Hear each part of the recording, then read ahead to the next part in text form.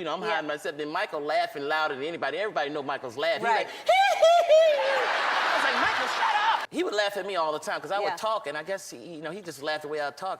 That was how Chris Tucker once remembered his time with Michael Jackson. And somehow, hearing that feels surprisingly touching. When people think of Michael Jackson, they usually picture mystery, pressure, loneliness, a man constantly surrounded by cameras, security, and expectations so enormous that normal life barely existed anymore.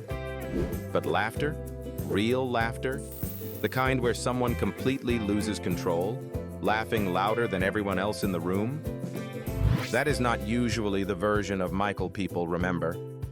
Because among millions of fans, countless celebrities, and an entire world fascinated by him, one of the few people who could make Michael genuinely laugh was not a music producer, not a lifelong bodyguard, not someone constantly trying to impress him.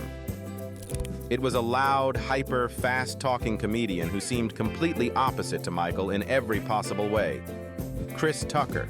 Behind the fame, behind the legend, Michael suddenly sounded less like the king of pop, and more like someone who simply needed a reason to laugh. Because Chris wasn't trying to glorify Michael Jackson as a legend, he was simply making Michael feel at ease, like a child playing with a close friend. One of the clearest moments came during Michael Jackson's 30th anniversary celebration at Madison Square Garden in 2001. Michael called me on the phone. He says, "Is this Chris Tucker?" I said, "Yeah, who it is?" So this is Michael Jackson. I said, "What's up, Mike?" He said, "I just want to call you and tell you, I seen your movie Rush Hour 2, and you're kicking with the wrong leg.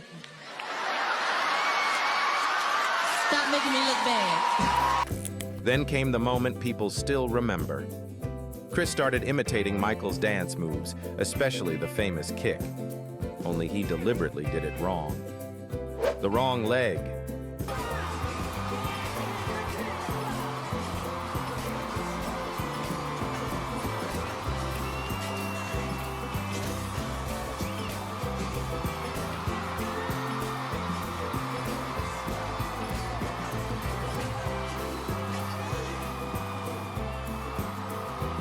Something similar happened during the filming of You Rock My World, 2001. Behind the scenes, Chris constantly joked between takes, improvising and keeping the energy light. Michael, who often appeared reserved around larger groups, seemed visibly different beside Chris. His posture softened. He leaned toward him naturally. His eyes lit up. In some moments, Michael laughed so hard he struggled to compose himself. In another quiet moment, he casually adjusted Chris's hat. A small gesture, but one that felt unexpectedly warm and familiar. And Michael himself admitted how difficult Chris could make filming, for the funniest reason possible. He once joked, "It's very hard to work with Chris Tucker because when the director says action, you just start screaming laughing. I just look at him and his eyes pop out of his head because he's so funny." Maybe that is what makes these moments feel so emotional today. Because for a few brief seconds, the world was no longer watching Michael Jackson, the icon. They were simply watching Michael, being happy. And that raises a question. Why Chris Tucker? Most people walked into Michael Jackson's world with caution, add a little anxiety, and many simply did not know how to act around him. But Chris Tucker walked in differently, like he was visiting an old friend. No performance, no trying too hard. And strangely enough, that may have been exactly what Michael Jackson needed. Their friendship began shortly after Rush Hour 2 was released in 2001. Michael watched the film and immediately called Chris. Not through layers of assistance, not through industry people, Michael himself.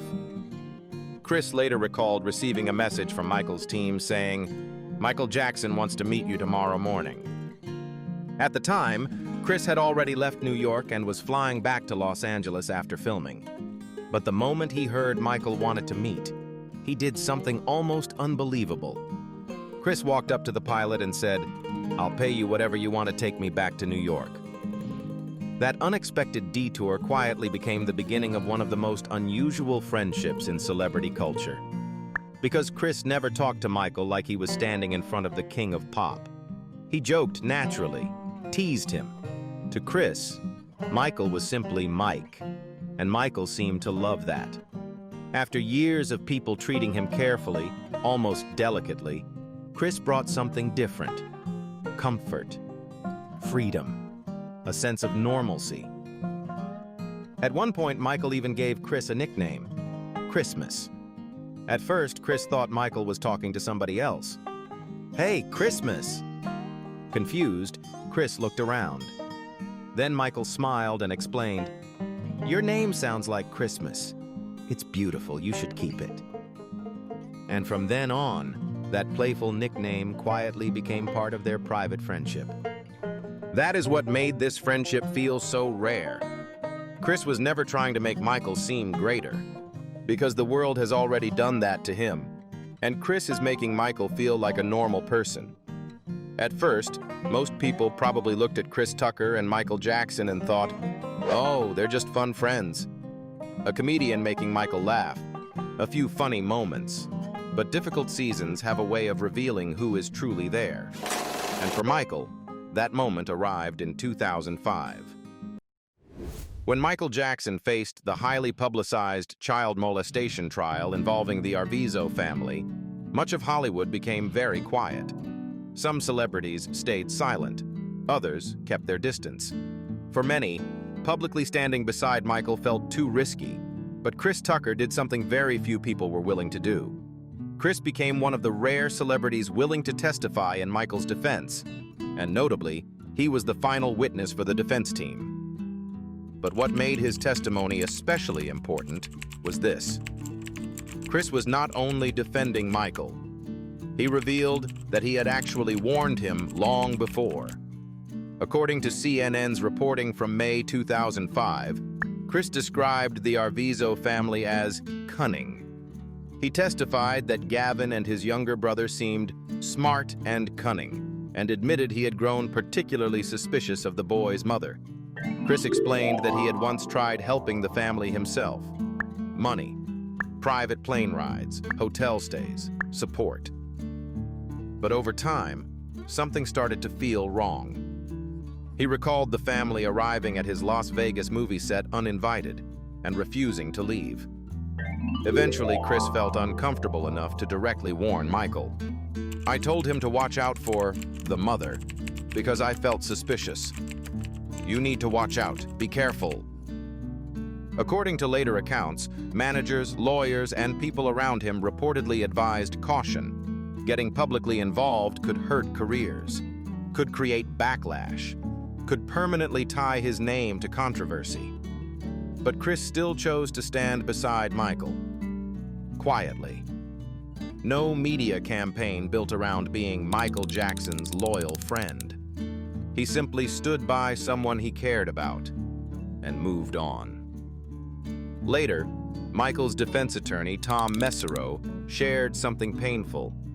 He said many celebrities Michael believed were friends disappeared when things became difficult.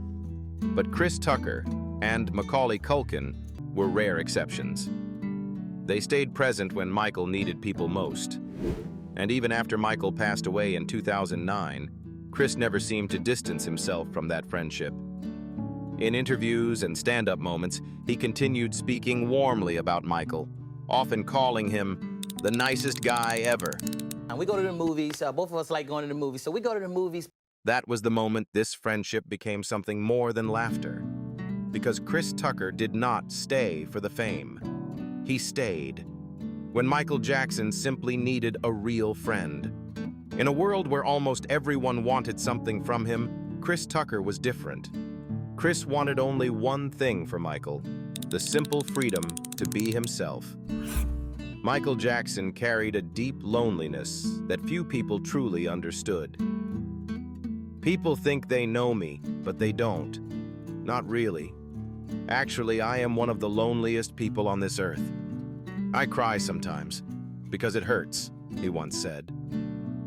He explained that success only made things harder. Success definitely brings on loneliness. People think you're lucky. One hungers for the basic stuff. Michael also opened up about trust. In my business, you can't trust anyone. Becoming successful means you become a prisoner. He admitted, I used to be very lonely, painfully lonely. Many nights he would walk the streets alone, hoping to find someone to talk to. Yet he always returned home by himself. Fame taught him to question everyone's motives, managers, friends, and even the fans who claimed to love him. Chris Tucker stood out from all the others. He never approached Michael with fear or hidden plans. He did not treat him like a superstar to use. Instead, Chris treated Michael like a normal friend.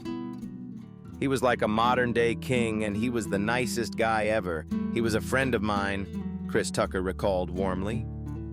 At Neverland, they shared easy moments together. They joked, sang, danced, and laughed freely. In those quiet times, Michael could finally put down the heavy crown of the king of pop and just be himself. Many people have described Chris as the last warm light in Michael's lonely life. Their friendship filled a long, empty space that decades of fame had created. Michael rarely found real friends. He met many business partners and yes men, but few genuine companions who simply cared. Chris gave Michael the three things he needed most. First, the feeling of being normal, treated as an ordinary person. Second, real laughter that came naturally, without pressure. Third, a true sense of safety, a place where he would not be used or judged. Chris Tucker provided that rare space where Michael could breathe, smile, and simply exist without worry. No need to perform. Fame gave Michael Jackson millions of eyes watching him, but it stole something far more precious, the ability to trust and be truly close to others. The more famous he became, the more he had to question everyone's motives. His walls grew thicker, and very few people ever reached the person behind them. With Chris Tucker, Michael found a rare, safe space. He did not need to be the king of pop. Chris never came asking for autographs, favors, or connections. He brought only genuine laughter and a simple, down-to-earth way of treating Michael like a regular person. Chris Tucker recalled that Michael loved laughing at his stories, even just because of his country voice. Those moments needed no script and no stage. They were light, real, and unforced. Chris gave Michael exactly that, moments of lightness and joy amid constant pressure and scrutiny. He helped Michael feel human again. In the end, that may have been the most meaningful gift a real friendship could offer. So what do you think about this rare friendship between Chris Tucker and Michael Jackson? Do you believe Chris may have been one of the few people who truly helped Michael feel normal again?